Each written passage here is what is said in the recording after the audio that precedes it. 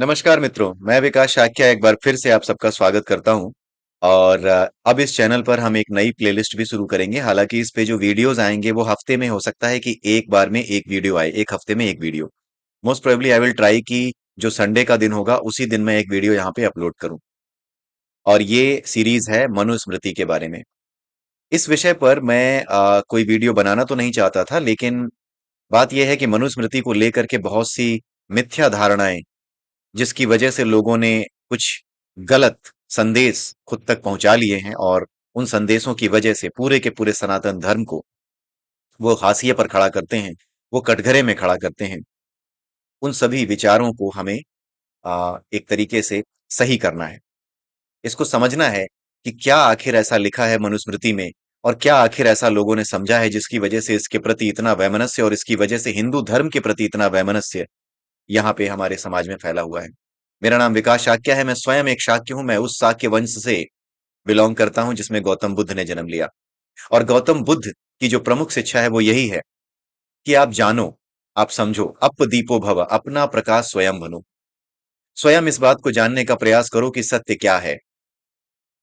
आज के समाज में बहुत से लोग आपको ऐसे मिल जाएंगे जो कि केवल सुनी सुनाई बातों के आधार पर, जिन्होंने कभी भी मनुस्मृति को पढ़ा नहीं होगा, लेकिन क्योंकि जब वो बड़े होते हैं, जब वो थोड़े इस उम्र में आते हैं जो विद्रोही स्वभाव की उम्र होती है, जहां एंटी स्टैब्लिशमेंट माइंडसेट क्रिएट हो जाता है, उस उम्र में कई बार हम क्या करते हैं कि जो भी चीज स्टैब्लिश होती है उसके बारे में जाने बिना समझे बिना केवल सुनी सुनाई बातों के आधार पर इस उम्र में फैसले ले लेते हैं कि हाँ, ये सब गलत ही रहा होगा, इतने लोग कह रहे हैं तो वाकई में ये बात सही होगी, कि वाकई में कुछ गलत लिखा होगा मनुस्मृति में या भारतीय ग्रंथों में। तो इस वजह से ये समस्या क्रिएट होती है। लेकिन सत्य क्या है? सत्य वो है जिसे आपने स्वयं परखा हो, स्वयं जाना हो, स्वयं उसके बारे में पता लगाया हो। लोग कहेंगे कि इतने लोग अगर कह रहे हैं तो फिर उसमें कुछ तो सच्चाई होगी। लोग तो एक समय ये भी कहते थे, ढेर सारे लोग एक समय ये कहते थे कि सूर्य पृथ्वी का चक्कर लगा रहा है। ढेर सारे लोग नहीं, लगभग पूरी की पूरी सोसाइटी की मान्यता ये थी कि पृथ्वी का चक्कर सूर्य लगा रहा है। और जब कॉपरनिकस ने, मैं वेस्ट की बात कर रहा हूं, पश्चिमी देशों की बात कर रहा हूं, जब एक कॉपरनिकस निकल करके आया, बस उसी ने यह बताया कि पृथ्वी सूर्य का चक्कर लगा रही है, ना कि इसका उल्टा है। सूर्य पृथ्वी का चक्कर नहीं लगा रहा। तो उस समय पर उसको काफी विरोध सहना पड़ा था। असल में ये रास्ता ही ऐसा है। जैसे मनुस्मृति को लेकर के अगर मैं वीडियो बना रहा हूं तो बहुत सी गालियों के लिए मैं तैयार हूं, इसमें कोई दोष नहीं है। लेकिन सत्य के मार्ग पर चलते समय गालियां गोलियां कुछ भी मिले, वो सब स्वीकार होनी चाहिए। लेकिन सत्य को सामने रखना पड़ेगा। वो सत्य सत्य नहीं होता जिसे आपके मन ने अपने आप स्वीकार कर लिया हो, सुनी सुनाई बातों के आधार पर। परखना सत्य का सबसे पहला लक्षण है। सत्य को परखा जाता है, सत्य को जाना जाता है, स्वयं अनुभव करके पता किया जाता है उसका। हमारे शास्त्रों की भाषा अलंकारिक है।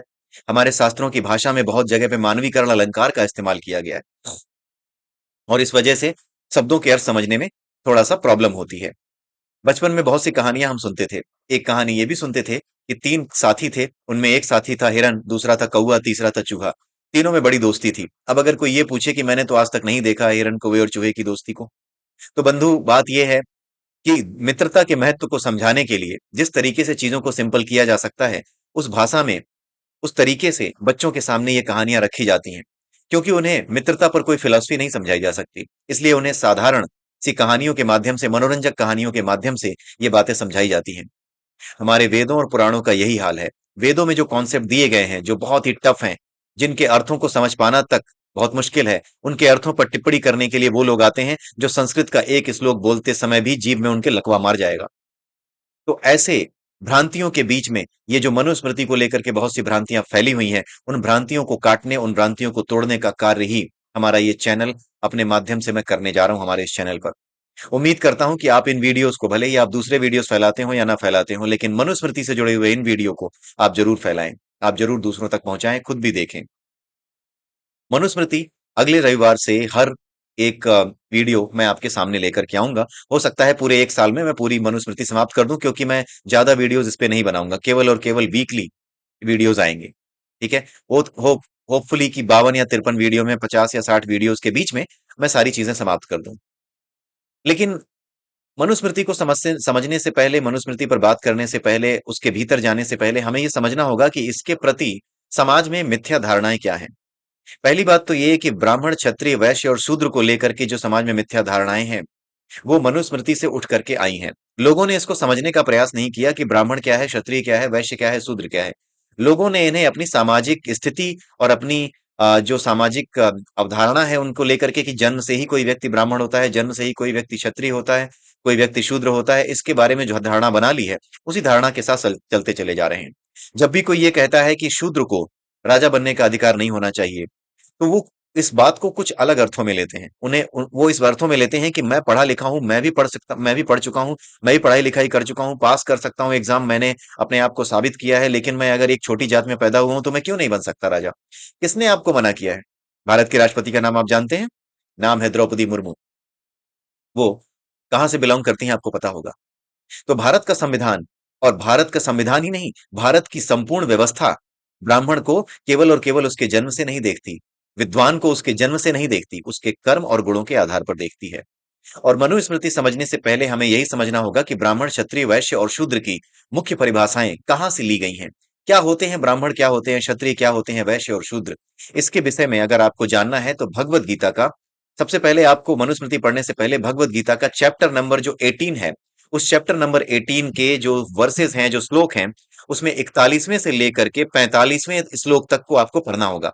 सबसे पहले आप जाइए, मनुस्मृति पढ़ने से पहले, इस पर कोई भी वीडियो डालने से पहले, कोई वीडियो देखने से पहले आप जाइए और भगवत गीता उठाइए। भगवत गीता के 41वें, चैप्टर नंबर 18 के 41वें, 42वें, 43वें, 44वें और 45वें श्लोक को पढ़ जाइए।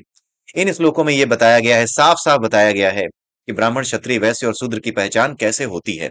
पहली चीज तो ये है, बड़े ध्यान से सुनिएगा, ये चैप्टर से शुरू होने से पहले ये जो वीडियो मैं आपको दे रहा हूं ये ज्यादा इंपॉर्टेंट है। इसे ज्यादा से ज्यादा लोगों तक पहुंचाने का प्रयास करें, आपके ग्रुप में, आपके दोस्तों के बीच में, जहां पर भी आप पहुंचा सके पहुंचाएं। कहीं भी जस्टिफिकेशन देने की जरूरत नहीं है। अगर क्रॉस क्वेश्चन आए, आप उनसे सीधे कहिए, आपको मानना है तो आप मानिए, आपको नहीं मानना है, आपको उसी तरह से रहना है जिस तरीके से आप थे। आपकी गोबर और गधे वाली सोच अगर आपको अच्छी लगती है, आपको कुछ जानना नहीं है, आपको किसी चीज को परख करके नहीं देखना है, तो आप वहीं बने रहिए। आपको कोई रोक नहीं रहा है। आप उनसे बहस मत कीजिएगा, आप सिर्फ और सिर्फ इन बातों को उन तक पहुंचा दीजिएगा। तो इसमें 41वें से लेकर के 45वें श्लोक तक में जो बातें बताई गई हैं, मैं उसकी एक समरी आपको दे देता हूं। 41वें श्लोक में भगवान कृष्ण ने अर्जुन से कहा है कि हे परंतप, ब्राह्मणों, क्षत्रियों, वैश्यों तथा शूद्रों में प्रकृति के गुणों के अनुसार उनके स्वभाव द्वारा उत्पन्न गुणों के द्वारा भेद किया जाता है। यानी प्रकृति के जो तीन गुण होते हैं, सत, रज और तम, इन तीन गुणों से कोई व्यक्ति जब प्रभावित होता है, तो कौन किस मात्रा में कितना प्रभावित है, उसी मात्रा के अनुसार उसके ब्राह्मण, क्षत्रिय, वैश्य या शूद्र होने का पता लगता है, ना कि उसके जन्म से।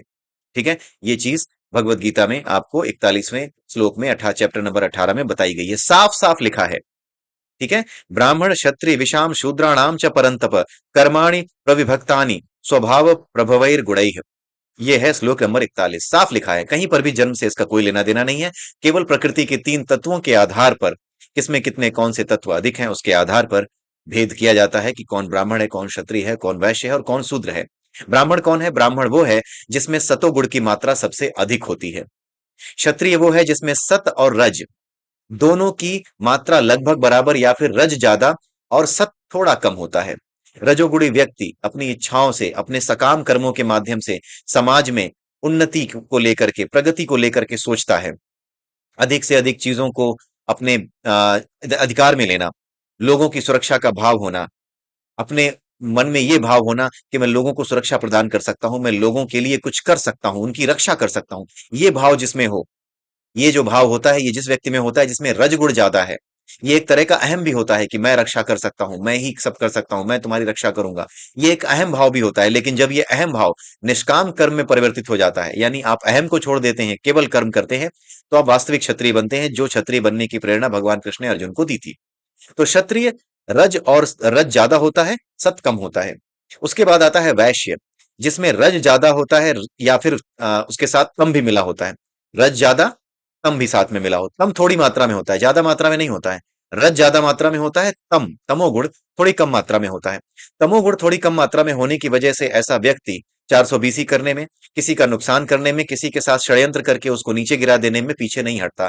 थोड़े से तम की मात्रा के कारण ऐसा होता है।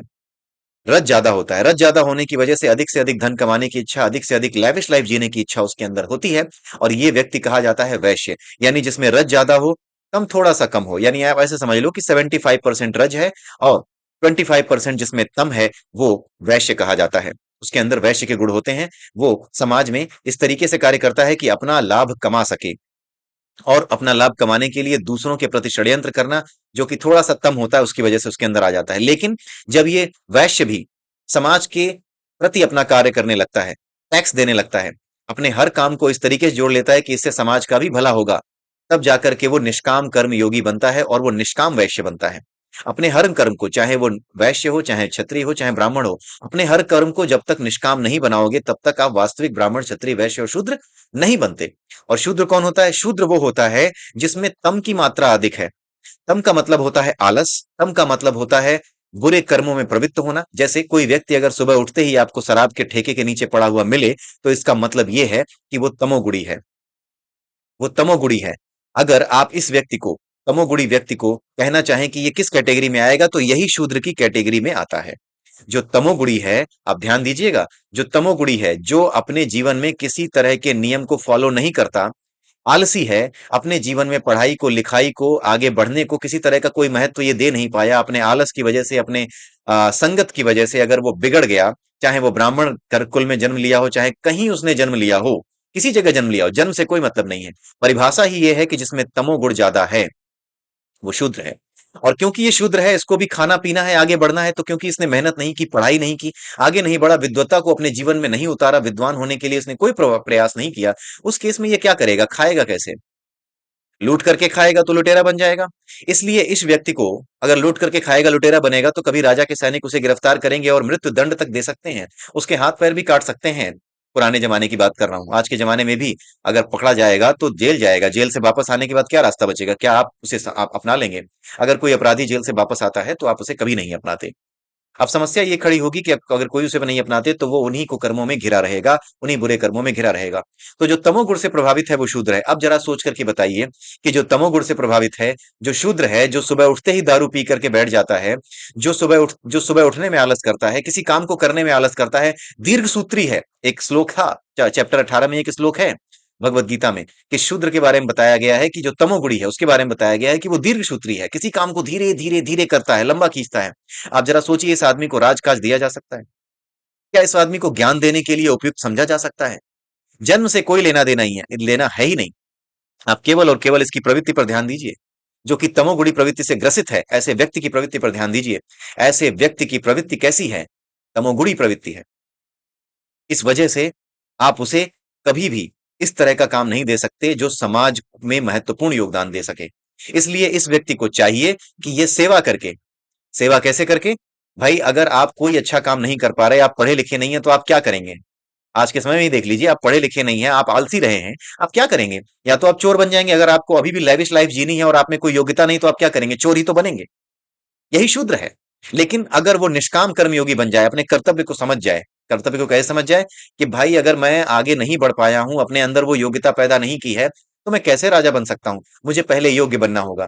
योग्य बनने के लिए आपको क्या करना होगा? सेवा करनी होगी। जैसे जब हम बालक होते हैं तो हमें गुरु की सेवा करनी होती है।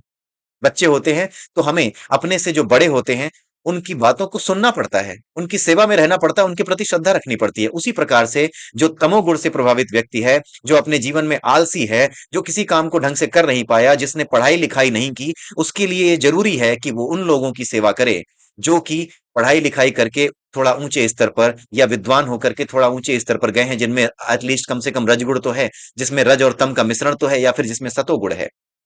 उनके साथ रहने से फायदा क्या होगा? अपना काम नहीं कर सकता क्या? अपना काम भी कर सकता है।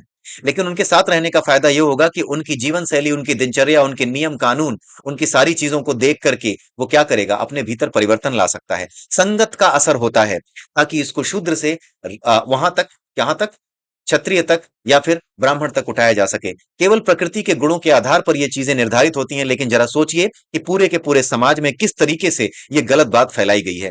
मनुस्मृति के विरुद्ध जो भ्रम फैला है, उसे नष्ट करने का काम हमें करना होगा। ये काम अब करना बहुत जरूरी हो गया है, अन्यथा केवल और केवल एक मनुस्मृति के नाम पर पूरे हिंदू धर्म को एक तरीके से लज्जित करने का प्रयास किया जाता है। और शर्म आती है मुझे उन लोगों पर जो बड़ी बड़ी पोथियां पढ़ करके बैठते हैं, बड़ी बड़ी चीजें पढ़ करके बैठते हैं, बातें करने में बहुत बड़े विद्वान हैं, लेकिन किसी भी तरीके से आज तक उन्होंने इस भ्रम को दूर करने का कोई प्रयास नहीं किया। और जो लोग ऐसे हैं कि उन्होंने इस भ्रम को ही जिया, जिन लोगों ने यही माना कि कोई नीची जाति का है तो उससे पानी ही नहीं पीना है, उन पे तो मुझे और शर्म आती है।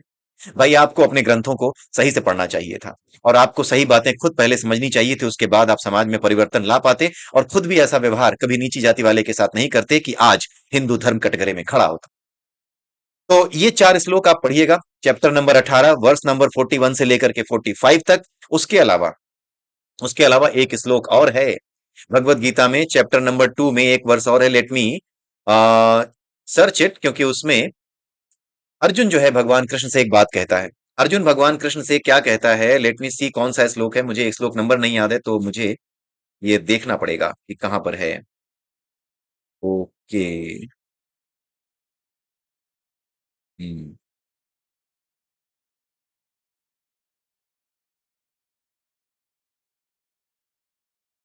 हम्म। ओके, इसमें दूसरे।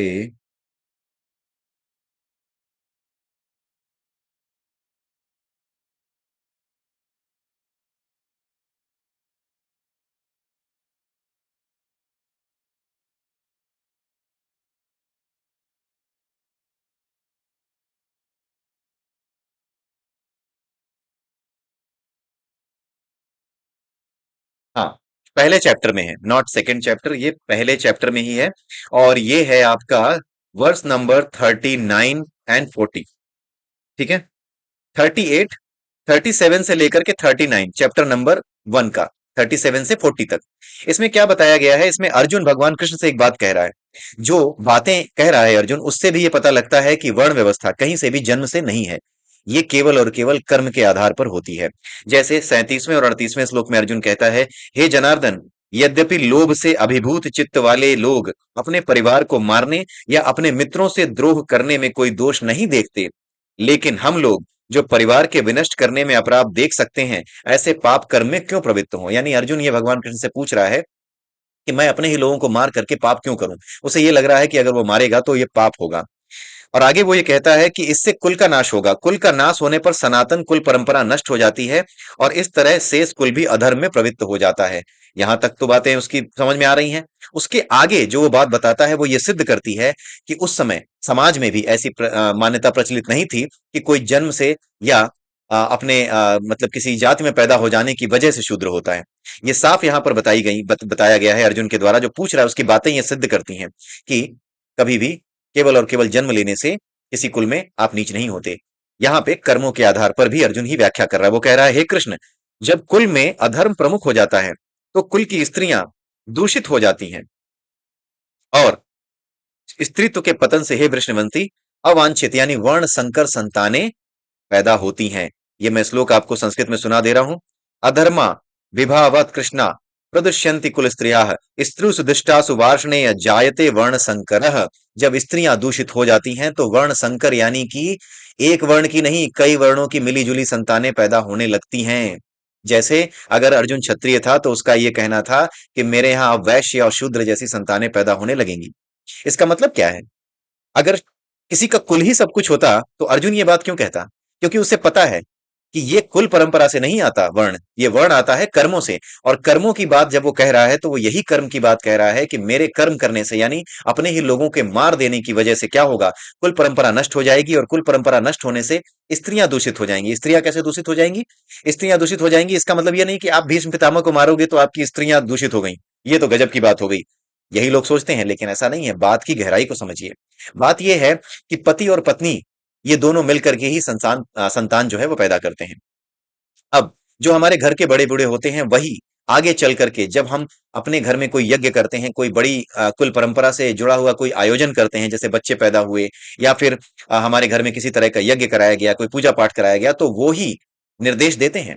जब निर्देश देने वाले ही नहीं बचेंगे तो हम सही से निर्देश नहीं पालन कर पाएंगे। हो सकता है हमें गलत रास्ते पर जाते समय, अब जब कोई नहीं रहेगा तो गलत रास्ते पर जाते समय हमें टोकने वाला कौन रहेगा, हमारे बड़े ही तो टोकते हैं कि बेटा ये सही नहीं है। जब वही नहीं रहेंगे तो हमें कोई टोकेगा नहीं। तो इस बात की संभावना है कि हमारी प्रवृत्ति या हमारा आचरण क्षत्रियों से, जो कि कुलीन आचरण है, उस आचरण से हम नीचे गिर जाएं। हो सकता है वैश्यों जैसा, हो सकता है शूद्रों जैसा आचरण हम करने लगें। जब आचरण हम शूद्रों जैसा करने लगेंगे तो हमारी प्रवृत्ति कैसी हो जाएगी? शूद्रों जैसी। जब शूद्रों जैसी प्रवृत्ति वाला व्यक्ति और शूद्रों जैसे प्रवृत्ति वाले व्यक्ति की जो पत्नी है, दोनों एक जैसे ही तो हो जाएंगे, सिंक हो जाएगा ना, एक समय के बाद तो सिंक हो जाता है। तो जब सिंक हो जाएगा तो आपस में जब वो मिलकर संतानें पैदा करेंगे, तो जैसी प्रवृत्ति उनके अंदर होगी वैसी ही प्रवृत्ति की संतानें भी वो पैदा करेंगे। अगर पैदा नहीं भी करेंगे तो जो पैदा होगी उनके बीच रह करके वो उस प्रवृत्ति की हो जाएगी जिस प्रवृत्ति की ये है। तो अर्जुन को यही गलतफहमी है कि अगर वो अपने लोगों को मारेगा, कुल धर्म का नाश होने की वजह से वो क्षत्रिय परंपरा से नीचे गिर जाएगा, वो शूद्रों जैसे काम कर रहा होगा। उसका मानना यही था कि वो शूद्रों जैसे काम कर रहा है, कि बेवकूफों की तरह अपने ही लोगों को मारने के लिए यहाँ इकट्ठा हो गया है। ये मारना पीटना, अपने ही लोगों को काट देना, ये तो दुष्टों के काम है, शूद्रों के काम है। ये उस तरह की विचारधारा अर्जुन ने सामने रखी। तो अर्जुन के इस श्लोक से, जो चैप्टर नंबर 1 में वर्स नंबर 40 है, इस श्लोक से भी ये पता चलता है कि जो वर्ण व्यवस्था है वो कहीं से भी जन्म के आधार पर नहीं आई है। भगवत गीता के इन श्लोकों से आई होप कि आप इन चीजों को समझ गए होंगे, एंड आई होप कि आप इस वीडियो को और लोगों तक भी पहुंचाएंगे। खास करके अपने बच्चों को भी आप ये जरूर दिखाएंगे अगर आपके बच्चे बड़े हो रहे हैं। एक बात को याद रखिए, इस समय पूरे भारतवर्ष में एक बहुत बड़ी साजिश चल रही है। आपके बच्चों पर जो 17-18 साल के होने जा रहे हैं, या अगले 5 साल में 17-18 साल के हो जाएंगे, उन सबको वामपंथ, या फिर वो लोग जो नास्तिक हैं, या फिर वो लोग जो सनातन धर्म को नष्ट कर देने का प्रण लिए बैठे हैं, उनकी नजर आपके बच्चों पे है। आप इस बात को ध्यान रखिएगा। मेरे एक मित्र से मेरी बात हो रही थी, उसने कुछ दिनों पहले ये बात कही थी कि विकास, 18 साल का जो बच्चा होता है, जो टीनेज का बच्चा होता है, जो टीनेज को पार कर रहा होता है, उसका स्वभाव विद्रोही होता है। वो एंटी स्टैब्लिशमेंट होता है। वो अपने माँ बाप के बनाए हुए परंपराओं, उनकी बनाई हुई नियमों का विरोध करता है। वो मानने को मजबूर होता है इसलिए मानता है, लेकिन पीठ पीछे उनकी बुराइयां करता है। वो एंटी स्टैब्लिशमेंट होता है। अब यही एंटी स्टैब्लिशमेंट जो माइंड सेट है उसको अपील करता है, क्योंकि इसी समय 18-19 की एज में ही वो कॉलेज में प्रवेश करता है।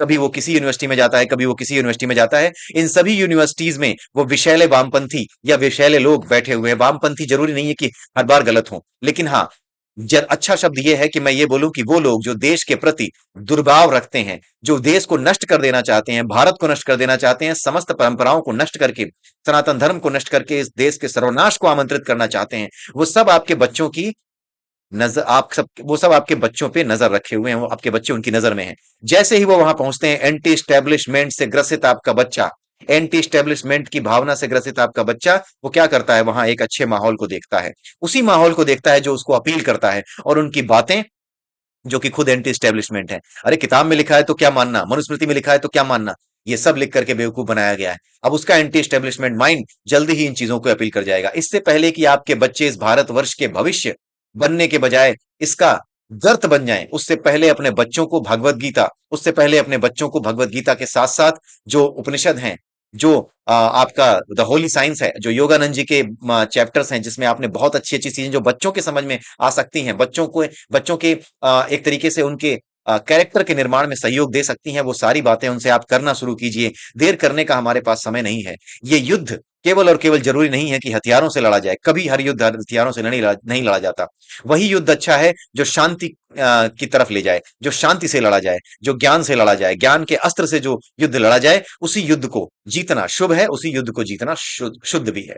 ठीक है? शुभ और शुद्ध रखने के लिए ही हमें अज्ञान को ज्ञान से मारना होगा। इसलिए मनुस्मृति का ये जो वीडियो है, ये अधिक से अधिक लोगों तक आप शेयर करें। भगवत गीता इसका प्रमाण है कि ब्राह्मण, क्षत्रिय, वैश्य, शूद्र कभी भी जन्म से नहीं होते, और वो लोग भी हमारे उतने ही बड़े अपराधी हैं इस देश के, जिन्होंने इन चीजों को जानते हुए भी ब्राह्मण, क्षत्रिय, वैश्य, शूद्र केवल और केवल जन्म के आधार पर किया। वो भी सनातन धर्म के उतने ही बड़े अपराधी हैं, क्योंकि आज के समय में सनातन धर्म पे जो उंगलियां उठ रही हैं, जो साजिशें हो रही हैं, उन साजिशों का उत्तर इसीलिए नहीं मिल रहा, कोई इसीलिए नहीं दे पाता, क्योंकि हमारे अपने अंदर से भी गलतियां हुई हैं। उम्मीद करता हूं कि आप मेरी बात को समझ रहे होंगे और मैंने किसी की भावनाओं को आहत नहीं किया होगा। लेकिन आप इन चीजों को देखिए, समझिए, क्योंकि हमें अभी केवल और केवल सनातन धर्म को बचाना है।